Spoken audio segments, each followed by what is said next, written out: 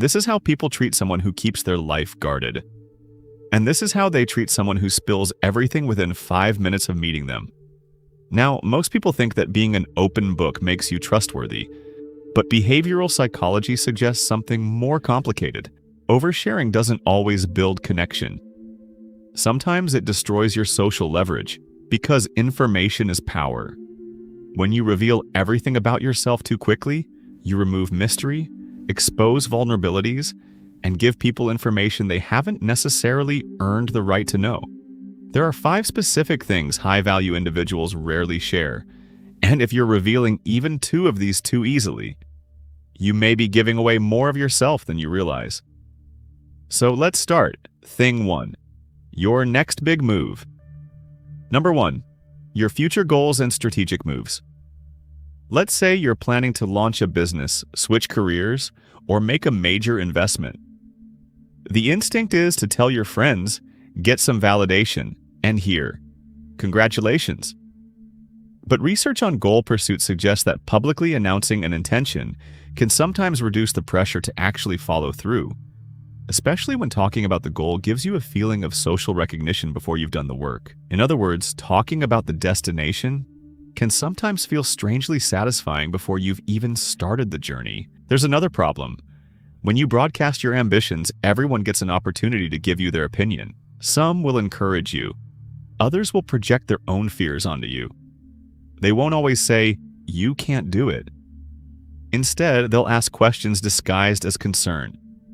Are you sure the market is good right now? Do you really think that's going to work? So sometimes the smartest move is simple. Keep the execution quiet. Let the results make the noise. Thing 2. Your family drama and private conflicts. Number 2. Deep household issues and relationship struggles. When you're frustrated with your partner or family, telling a third party can feel like emotional relief.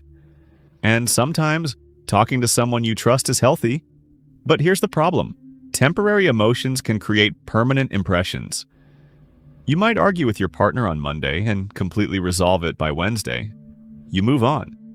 But the person you vented to may still remember everything you said. They don't experience the reconciliation. They only heard your version of the conflict.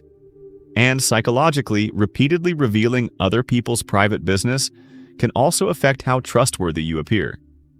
If you can't protect the privacy of the people closest to you, people may wonder whether you'll protect theirs.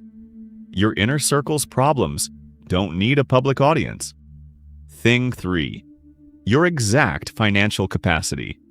Number 3. The exact digits of your bank account, both high and low. If you tell everyone exactly how much money you have, people can start interpreting you through your finances instead of your character. When people know you're wealthy, some may become more transactional. They may expect you to pay more, lend money, or finance things simply because they believe you can.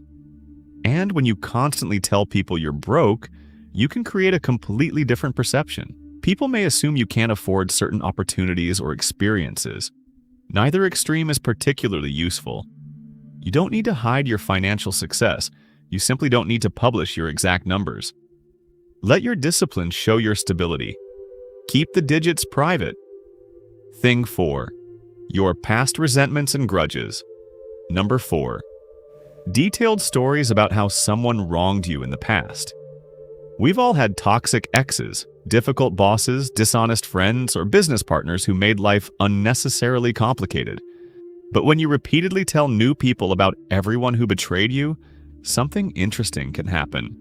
Research on social perception shows that the traits we describe in other people can sometimes influence how listeners perceive us too. So if every story contains words like liar, manipulative, crazy, eventually someone may start wondering, what was their role in all of this? Or, will they describe me like this when I'm not around? You don't need to pretend nobody ever hurt you. Just don't build your identity around the people who did. High-value people talk about where they're going, not endlessly about who they left behind. Thing 5. Your deepest insecurities and weaknesses. Number 5. Your deepest insecurities and vulnerabilities. Now, there's a massive difference between being authentic and being unguarded. Authentic people can admit mistakes. They can say, "I don't know." They can acknowledge that they're still growing, but that doesn't mean you need to reveal every insecurity to everyone you meet. Not everyone who listens to you is your friend. If you tell a new acquaintance exactly what makes you insecure, what you fear, and what you're most sensitive about, you've given them information they may not know how to handle responsibly.